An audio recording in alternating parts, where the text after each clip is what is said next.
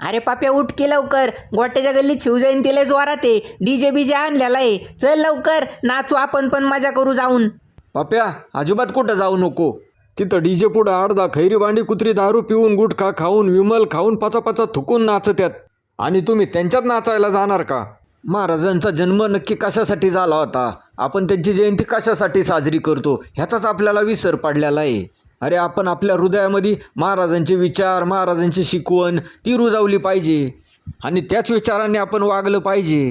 काळू, मला तुझे विचार पटले बघ. मी तुझ्या विचारांशी एकदम सहमत आहे. मग आम्ही शिवजयंतीच्या कार्यक्रमासाठी बाहेर पडायचंच नाही का?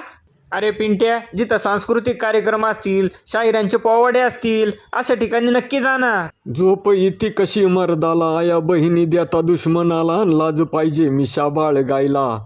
अगं बाबू मामा, पोवाड्यातनं मला टॉमना आणला काय रे? बया